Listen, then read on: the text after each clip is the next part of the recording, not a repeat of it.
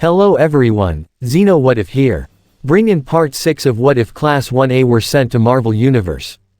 Link down description of the fanfiction of this What If. Listen here YouTube. I do not own anything and this is not a scam. Shortly after being briefed on the situation, the second squad of Avengers and the students boarded Black Panther's personal ship that would take them to the kingdom of Wakanda to investigate the crimes that were taking place. The students, mainly, couldn't help but be amazed at how advanced the ship was. As they traveled along waiting to arrive at their destination, the students decided to ask a particular question that was going around in their heads. So, what exactly is Wakanda like? Asked Denki curiously. Before any of the Avengers answered, Izuku stepped forward. I've read about it on the internet. Years ago, it was thought to be a common African kingdom of farmers and agriculturists, but then it was revealed that that was all a facade. Apparently, Wakanda is the most technologically advanced country in the entire world, explained Izuku. That's right, there are some who consider it the city of the future in the present, said Kamala. The city of the future in the present. Unbelievable. I can't wait to find out what kind of technology they have to receive that title, said May with restrained excitement. It's all because of vibranium, said Vision. Vibranium? Asked Ochako. You see, centuries ago, a meteorite fell in Africa. That meteorite was composed of a never-before-seen mineral that was named vibranium. Fearing that the world would go to war because of it, Wakanda became a kingdom isolated from the world until recently when it decided to open up to the world. All the technology in Wakanda is powered by vibranium, including this ship. In fact, my suit and Captain America's shield are made of vibranium, explained Black Panther, impressing the students at the history of the strange material. That explains why it was so tough, said Suyu, recalling how the captain used it to fight Claw, the frost giants, and Loki. Wow, that's amazing stuff, said Momo. By the way, your power was the power to create things, right? Asked Ant-Man. As long as I know what it's made of, yes, said Momo. So, if you knew what vibranium was composed of, would you be able to create things out of that material? Asked Ant-Man. The user of the creation quirk was shocked at the idea of being able to create objects out of an unknown and powerful material. She could create harder and tougher objects that could help her fight villains. As cool as that is, I'd recommend against it, said Black Panther. He's right. Imagine if you knew how to do it, villains and evil people would pounce on you just to know the secret of vibranium or even to force you to create weaponry of all kinds for them, said Wasp, agreeing with the Hero King. Yes, that's right. Thank you for the advice, Mr. T'Challa. I will try not to learn the composition of vibranium, said Momo. Good, because we would have sued you for creating a product exclusive to Wakanda, said Black Panther as if it was some sort of joke, but it only made the student nervous at the thought of receiving a lawsuit from a powerful kingdom. Hey, I remember the previous time I was there was because I accidentally stole something from there, said Ant-Man, recalling certain events. Stealing? Asked Shoto. Didn't you know that? Before he was an Avenger, Scott was a thief, said Kamala. You were a thief? Asked Tenya in shock that an Avenger was once a criminal. Yes, I admit it, but I wasn't doing it for selfish reasons. I was doing it for my daughter, said Ant-Man. You were stealing for your daughter. I know stealing is wrong, but that's pretty cute, said Mina. How did you become an Avenger? Asked Izuku with much interest. One day, Scott stole the suit from my father, the former Ant-Man. After certain events, he inherited the title Ant-Man, said Wasp. And since then I have led a life of honesty and heroism, said Ant-Man. The students were impressed at the story of the thief-turned-hero. It made them wonder if there were any thieves, criminals or villains in their world who had the opportunity to become heroes. Well, guys, here we are, warned Black Panther. The students looked out the window to see that they were headed for a mountain in the middle of nowhere. There's nothing there, said Eijiro. True, but sometimes, looks can be deceiving, said Black Panther. The ship got closer and closer to the mountain. The students became nervous thinking they were going to crash, but then, something strange happened. The ship went through the mountain as if it were a hologram, and what was on the other side left the students completely dumbfounded. What had once been an African wasteland had become a modern city. Welcome to Wakanda, said Black Panther. As the ship toured the city, the students gazed in awe at every nook and cranny of a kingdom that had long been isolated from the rest of the world and was given the title of the most technologically advanced place on Earth. After a couple more minutes of flight, they landed the ship on a landing pad. As the students exited the ship, they found themselves in front of a huge palace, and near them, to one side, was a group of female warriors carrying spears. Most likely they were the royal guard. "Are they here for you?" asked Shoto to Black Panther.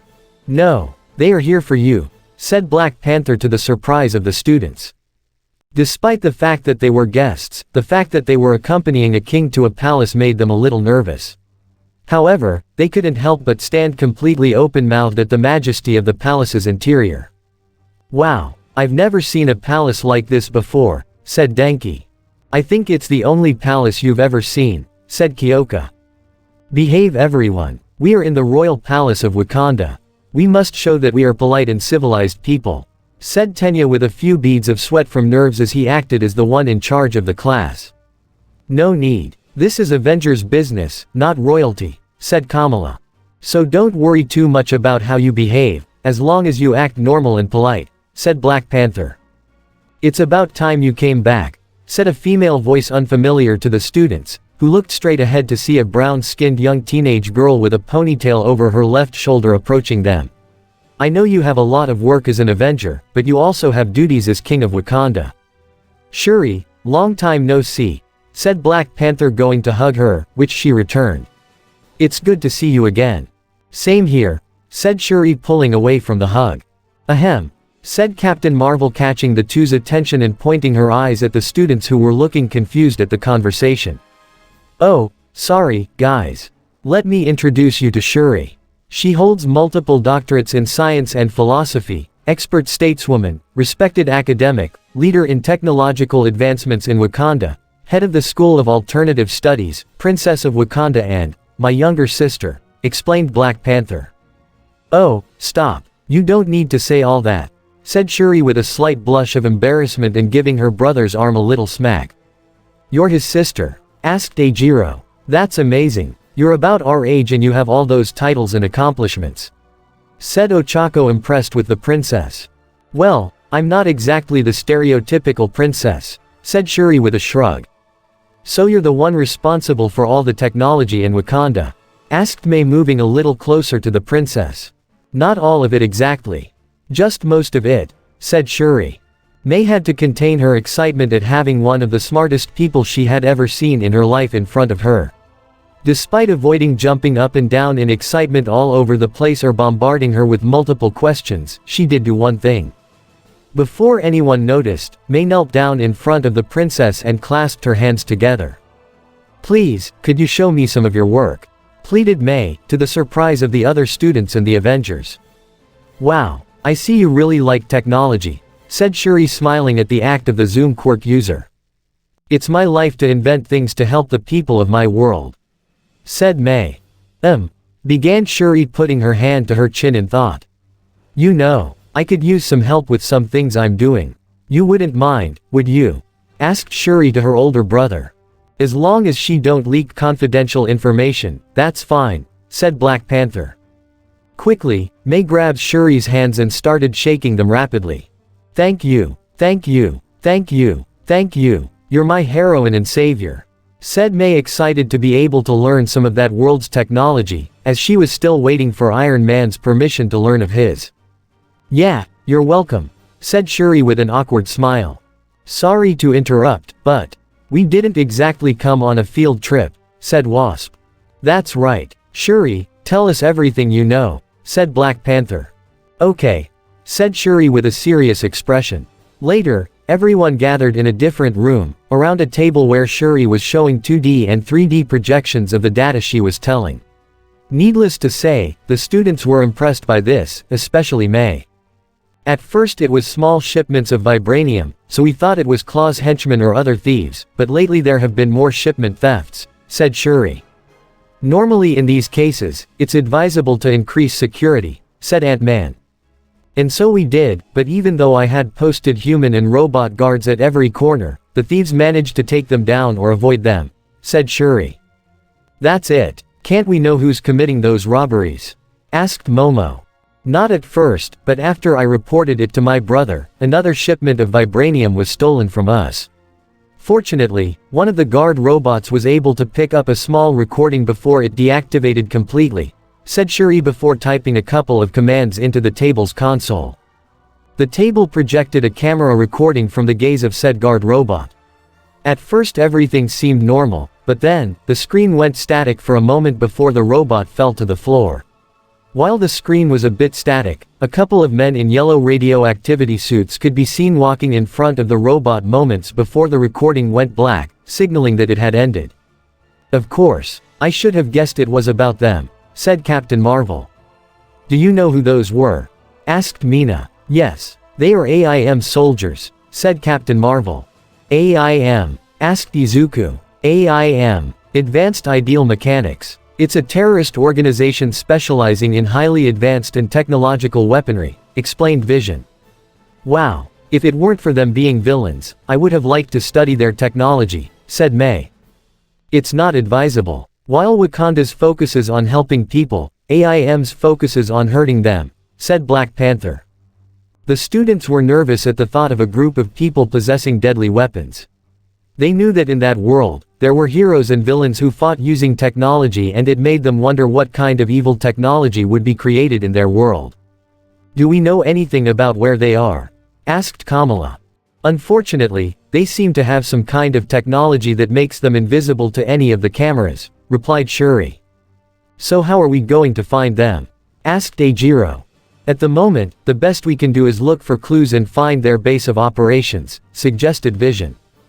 Good idea. We'll split into several groups and scout the realm for anything that will tell us where they are or what they plan to do with so much vibranium, said Black Panther. I'll stay here to investigate on my own, said Shuri. And I'll help her, said May, volunteering. I hope they ready, because as soon as I find them, I'll blow them to pieces, said Katsuki with a feral little grin. I'd prefer we keep this situation confidential, said Black Panther. He's right. We are in another realm, so it would be proper to act discreetly so as not to cause panic among the people and not to alert the villains of our presence, said Shoto, thinking logically, receiving a grunt from his partner. On the other hand, it would be a great opportunity to explore this place, said Tsuyu. That's right. While we're looking for clues, we can do some sightseeing, said Mina, agreeing with the idea. I know we're in the middle of a mission, but that sounds great, said Kamala. What do you say, Deku? Asked Ochako. Actually, I'm a little interested in exploring this place myself, said Izuku, rubbing the back of his head. It could be fun, said Momo. We're not here on vacation. We're on a villain hunting mission, said Tenya. But it's part of our mission to act normal so as not to alert our presence, said Denki. Think of it as an infiltration mission, said Eijiro. For once, I agree with them, said Kyoko with a shrug, as she liked the idea of exploring a realm of a new world. Anyway, as the captain is wont to say, began Black Panther before putting on his hero mask. Avengers, assemble. Who are they? That's all I can say. You'll have to wait to find out. So let's move on and, again, thank you very much. It had been a few minutes since the Avengers and the Class 1A students had left to search for clues as to the location of AIM. While they took care of that, Shuri led May to her lab with the intention of helping them from a distance. Needless to say, May looked excited to be able to see the place where all of Wakanda's technology originated. Well, here we are, said Shuri after they arrived at the site. Awesome. It's 3 times bigger than the UA lab, said May. Thank you, began Shuri as she walked through the lab. But we're not here for sightseeing. So it would be better if. Shuri stopped in her sentence in her walk when she heard something fall to the ground. Turning her head, she discovered that May had touched a small robot and that caused it to fall to the ground, breaking in the process. Don't touch anything. May gave him a nervous smile before proceeding to follow her to a table. What exactly are we doing? Asked May. We're going to check the security cameras for anything that might help us. They may have the technology to make themselves invisible to the cameras, but they must have made some mistake. A mistake we can use to our advantage, said Shuri. In that case, I'm the right partner. My quirk is zoom, it allows me to see anything distant. I can see up to 5 kilometers away, said May. Great. So we can see even the smallest details, began Shuri before opening a stack of recordings from various cameras scattered around various areas of the kingdom. Okay, let's get going. While the Princess of Wakanda and the user of Zoom's quirk did their thing, the others continued their search mission. On Black Panther's advice, the students, like the Avengers, split into groups so they could cover more ground. Black Panther was with Captain Marvel, Ant-Man was with Wasp, Vision went alone, Kamala was with Momo and Kyoka, Katsuki was with Eijiro and Denki, Suyu was with Mina, Shoto was with Tenya and Izuku was with Ochako. Despite being on an important mission, the students couldn't help but do a bit of sightseeing around the kingdom. They often stopped to look at the buildings and structures around them, stopped at the odd food stall and even stopped at stores selling clothes or other items. Izuku and Ochako were strolling through a kind of African flea market. Everywhere they passed, there was some stall selling something. For the most advanced country in the world, it looks pretty normal, said Ochako. Yes, despite being isolated for a long time, everyone looks happy. Mr. T'Challa seems to be a good king despite being out of his kingdom being an Avenger, said Izuku impressed by the hero king. Yes, I'm sure in our wood, he would be an inspiration to many, said Ochako.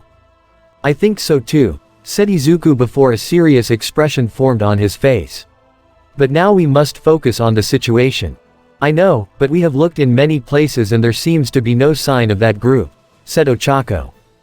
Maybe we could ask someone, said Izuku looking around for someone who could give them something to move forward with.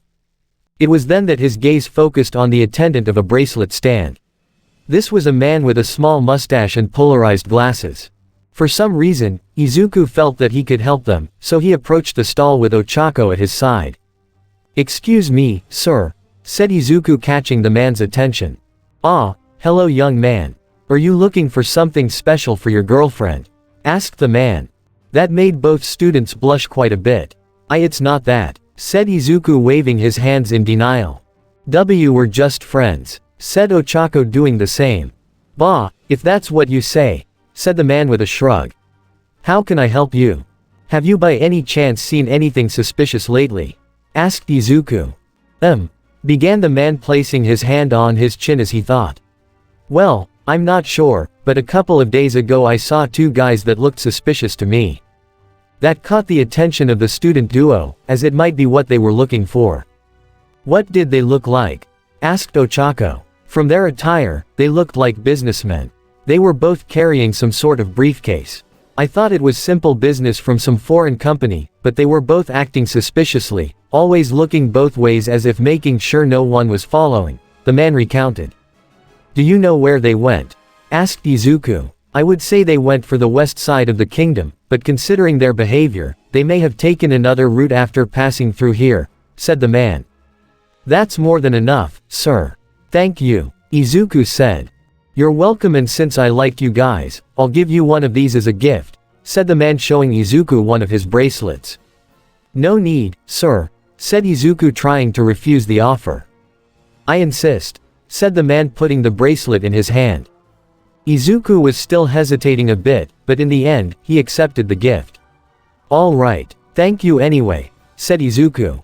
You're welcome. I hope you find what you're looking for, said the man waving goodbye as the two students walked away. After a couple more hours of searching, everyone received a message from Black Panther telling them to meet at the central square to discuss what they had gathered so far. Shortly thereafter, they all met at said location to share information. Have you found anything? Asked Black Panther. We've looked in the smaller places, but we haven't found anything, said Ant-Man. I've checked areas where they are likely to be or have been, but all the places were clean, said Vision. Same for us, said Kamala. Damn bastards, why don't you stop playing hide and seek and show yourselves for once? Asked Katsuki with restrained anger. I guess it wasn't a good idea about him going around interrogating people, said Eijiro. Yes, they almost called the guards, said Denki. What are you saying? Asked Katsuki to them. Nothing, nothing. They both said in unison and shook their heads quickly. I don't know if this will help, but Deku and I met a man who says he saw some suspicious guys heading to the west side, said Ochako. Anything will do, said Captain Marvel. Even if we know what area of the realm they may be in, we still don't have an exact location, said Wasp. That's right, said Black Panther before a beep sounded. He raised his left arm and after pressing a button, a screen appeared through which his sister could be seen. Shuri, do you have any news? Oh, more than that, bro. We have the exact location of AIM, said Shuri to the great surprise of the listeners. Really? How did you find out? Asked Black Panther. It was thanks to me, exclaimed May, showing herself on the screen. Yes, thanks to May's power, we were able to find small details in some places on the west side of Wakanda related to AIM, said Shuri. Izuku and Ochako smiled that they had truly found a clue. That's good. So where are they located? Asked Black Panther. After a couple of checks, we could see several suspicious activities near an old vibranium mine, explained Shuri. Of course, I should have suspected as much, said Black Panther. What do you mean? Asked Tenya. There are several vibranium mines located all over Wakanda. Some of them had to be shut down due to structural problems or due to vibranium depletion on site, said Black Panther. Making it the right place for a group of terrorists to hide, said Shoto, understanding the logic of the situation. That's right, said Black Panther. Well, now that we know where they are, we'd better get moving, said Captain Marvel, receiving a nod from everyone. Using Black Panther's personal ship, the Avengers and the students stealthily approached the location of the old mine that now served as a base for the group of villains. The ship landed behind some nearby trees and its crewmen remained hidden as they watched the mine entrance, which was closed. There doesn't seem to be anyone around here, said Suyu, noticing the place empty of people. Maybe, but that doesn't mean it's simple, said Vision. There are probably cameras around the area, said Kamala. Scott, Hope, scout the area and disable any cameras you find, said Black Panther with a plan to resolve the situation. No problems, -1. We don't know where all the cameras are, said Ant-Man. Luckily, you have us to solve that, said Shuri from the screen that suddenly activated on Black Panther's suit.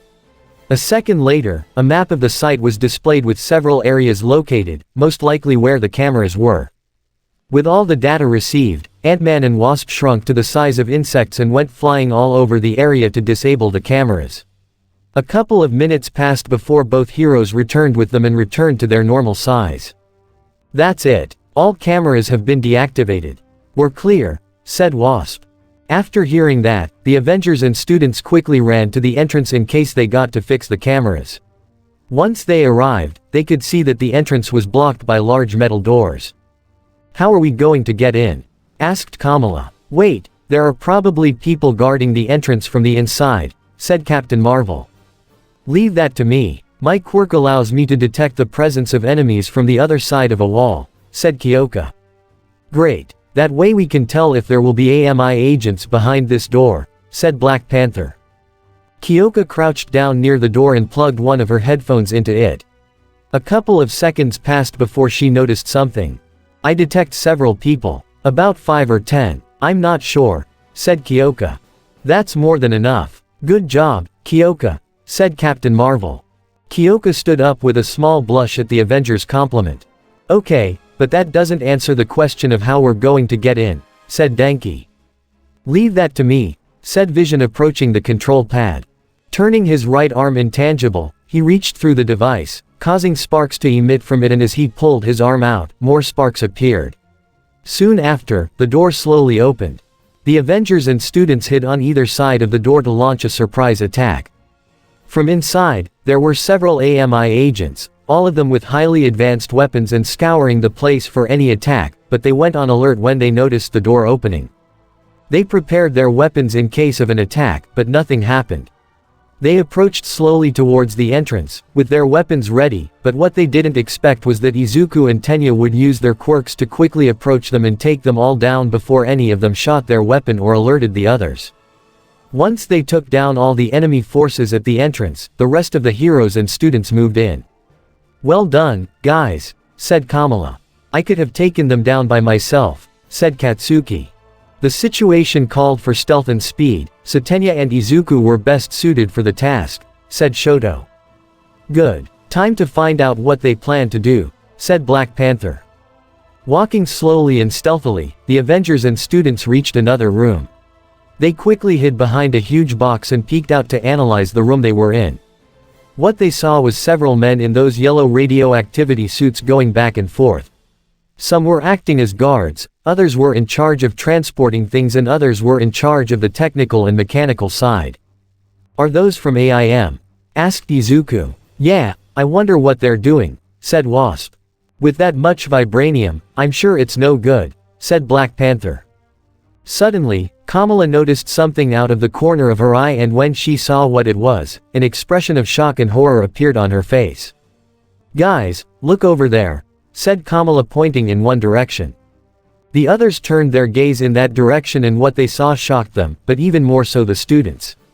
Floating through the air was some sort of giant human head in a metal suit with small arms and legs sticking out of him, and some sort of technological headband on his head. "Who is that?" asked Mina with some fear at the sight of such a being. "The correct question would be, what is that?" asked Eijiro. "It's MODOK, a former AIM scientist who tried to create a way to increase human intelligence to be comparable to that of a computer, and upon testing it on himself, underwent a transformation that brought him to that state," explained Vision. "And now he's the leader of AIM, said Captain Marvel. "Faster, you inept bunch. It's only a matter of time before we're discovered. We must be ready when the time comes," said MODOK, giving orders to his subordinates. "I've seen more than enough," said Black Panther before stepping out from behind the crate they were hiding in, followed by the others. "Too late, MODOK," said the Hero King, getting the big-headed villain's attention. "Ah, King T'Challa, you honor me with your presence," said MODOK with false modesty. "So much for your plans. All that vibranium is property of Wakanda. You'd better return it immediately," demanded Black Panther. "Don't worry. Of course I'll give it back to you," began MODOK as a soldier positioned himself in front of the heroes and students with a highly advanced weapon preparing to fire. With interest. As soon as MODOK said that, the soldier's weapon shot a beam of purple energy directly at them. "Out of the way," shouted Ant-Man in time for everyone to move out of the beam's path. The beam ended up hitting the box behind them, causing an explosion so big that it ended up leaving a large hole in the box. "Do you like it? It's something I've been working on thanks to your generous donations of vibranium. Now, destroy them all," ordered MODOK, causing all the soldiers present to get their weapons ready to fire. "Looks like it's going to have to be the hard way," said Captain Marvel, charging energy into her hands. "Can you take them?" asked Kamala to the students. "We'll be students, but we'll do our best to help," said Tenya. "I'm going to enjoy kicking the butts of these guys," said Katsuki. "We're not going to let them get away with it," said Ochako. "Exactly. What kind of heroes would we be if we just stood back and did nothing?" asked Izuku, activating his quirk. "That's the spirit. Avengers, assemble," shouted Black Panther before they all rushed out to fight the enemy. And this is the end of part 6 of this What If. Do not forget to leave a comment down below, subscribe to this channel.